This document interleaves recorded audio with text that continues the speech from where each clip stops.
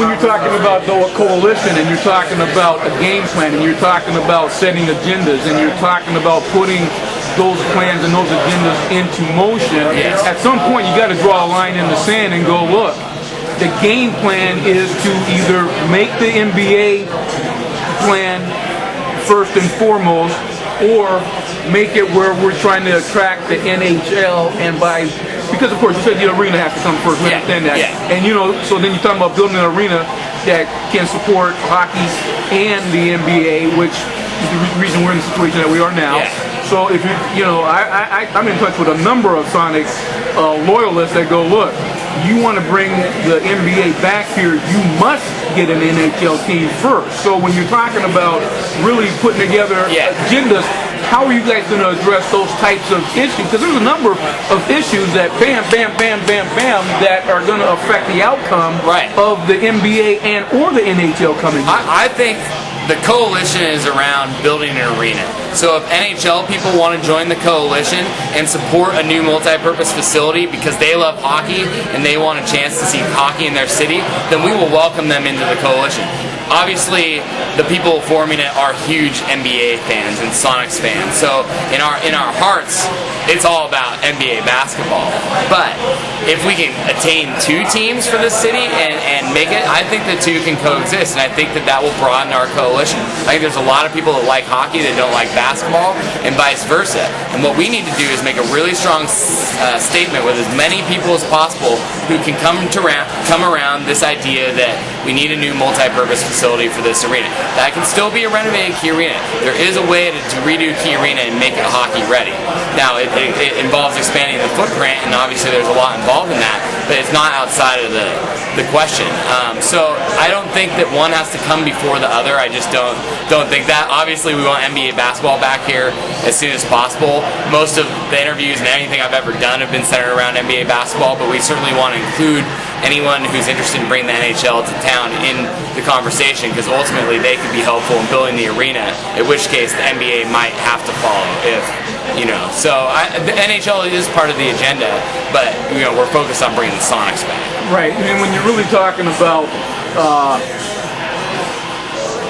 the NBA coexisting with the NHL, I think when you look across the board, those teams that are paired, NHL and NBA, are the ones that are the most successful league-wide in both of those leagues. Yeah, like Denver has no problem supporting their multiple franchises. In fact, for a multi-purpose facility, to convince somebody it's a good investment, if you pitch them on 2 anchor tenants instead of 1 anchor tenant, that's like, you know, 80 games, or with playoffs, 100 games a year you're covered with both sports, as opposed to just basketball that would only be 41 games plus playoffs. And so that's a better pitch to someone who's going to have to write the check for this, because the public, for the most part, is not going to pay for this arena.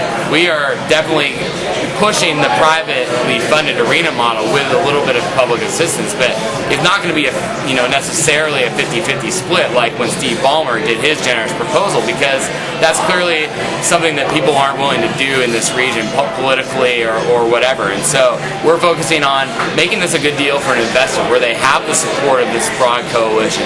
And if they can fill 100 nights a year, you fill in, you know, other nights with concerts and conventions and NCAA tournaments and whatever else wants to come and use our state-of-the-art facility, then all of a sudden you have a facility that's booked 300 nights a year. So I think it's a huge benefit if it is NHL and NBA, and I think they cater to different fans, so I think there's room for both to exist in this city. Yeah, and you know, really, to me, that's the way that I would see this thing, love to see this thing play out. Yeah. Because in my book, there is no greater indignity than to be a 3-sport town and then have your first sport robbed, as your t-shirt says, by a 0-sports town. You know what I mean? It's ridiculous in and of itself.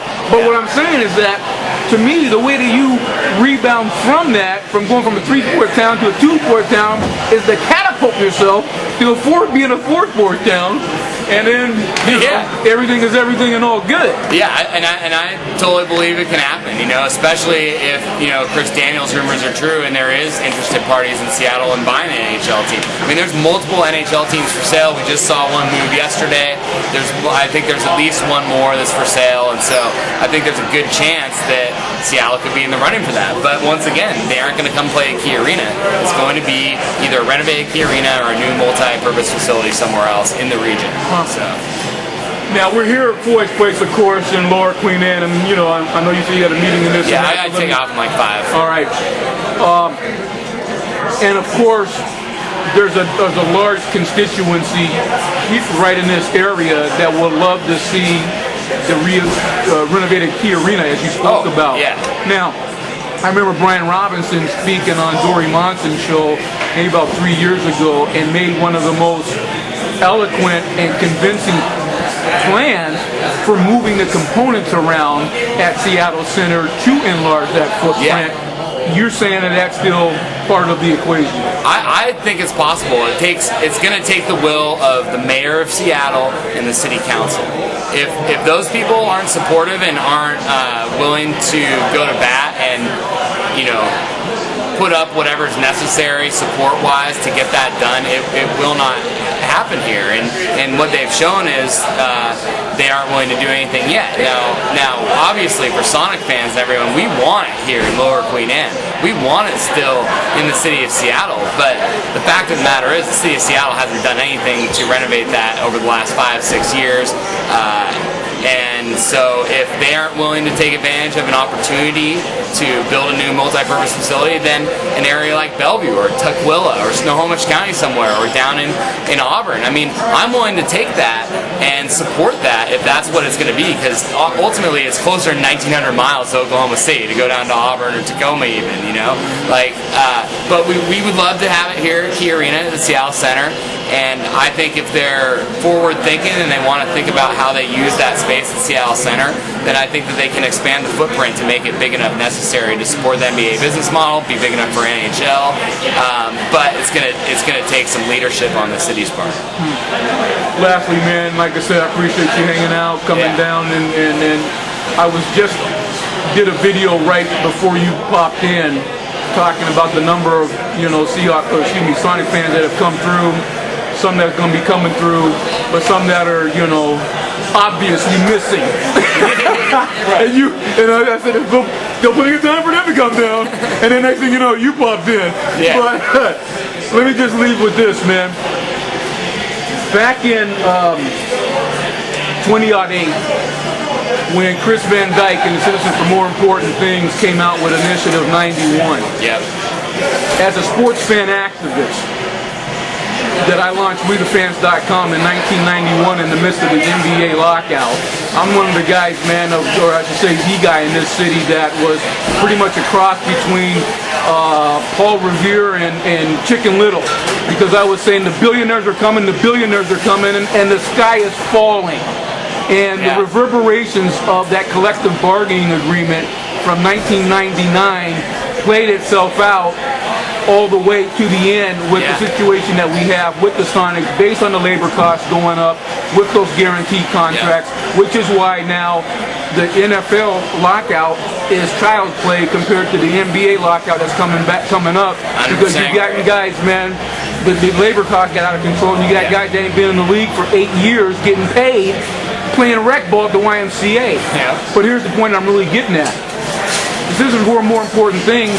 They had that initiative 91, and as a sports fan activist, in the game for about 9 years at that point, I expressed to Brian Robinson of Save Our Sonics in the most serious terms and tone that you have the wherewithal, you have the organization, and you must fight this on a political basis. Yeah. Because say what you want to say about Citizens for More Important Things, but you know what?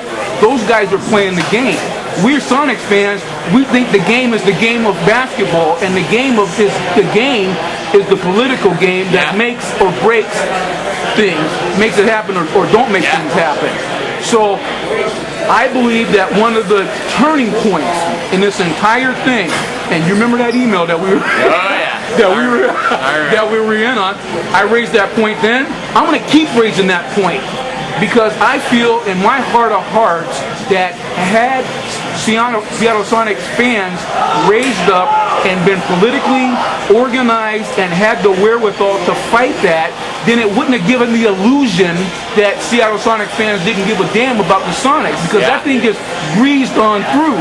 And what I'm asking you with this new Green and Gold Community Coalition, how are you guys going to organize fans politically as far as being represented as, you know, when you sign whatever petitions are signing, you know, with your organization, are they signing as far as fans, voters, taxpayers, district? Because you talked about Representative Hope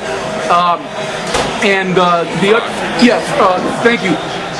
But we Sonic fans cannot allow this ball to be out of our hands. Sonic fans got to be the point guard in this thing. And what I mean by that, politically, we have to be the ones in control of the ball. We can pass it to somebody, but you pass back, you know, like a point guard distributing the ball. And I really believe and I hope that this coalition is going to be comprised of the type of organization that's broken down politically, district by district, not only through this area, but statewide, because that way you have the ability to affect a city election. You have the ability to affect a county election. You have the ability to affect a statewide election. And sans that, you're talking about an ineffective coalition, with all due respect. And I couldn't agree with you more pretty much on everything you said. Like, we are meeting with political leaders, we're meeting with people who have experience in the political arena. This isn't going to be some slap together sort of fan organization that doesn't know how to work in those circles. We are meeting with people every day right now, trying to form, you know, the core members who are going to help lead this battle. And we want to focus on not just Seattle, not just King County, but the entire region and the entire state ultimately. And so the petitions will be for voters. You know, we're going to be taking down zip codes so we know districts, so we can calculate numbers on districts to prove to people that, hey, our votes do count, and hey, we will be voting this October or November or whatever. And this coalition is going to be broad. That's why I was hitting on earlier with the NHL and everything. Like, we want to bring everybody together in this coalition to have our voice heard collectively. And I think you're totally right about I-91. They won the battle of public opinion. They won the educating the public battle. They had their signs. They had their power. Now I think that we are finally, as sports fans and Sonics fans, uniting around what we started with Sonicsgate and what we've continued to push the last year and a half to get the public educated on this issue. And I think that that's all going to carry over into this new Green and Gold Coalition. And I think that Sonic fans are more united and stronger than ever. And when we give them something, people have been clamoring for this.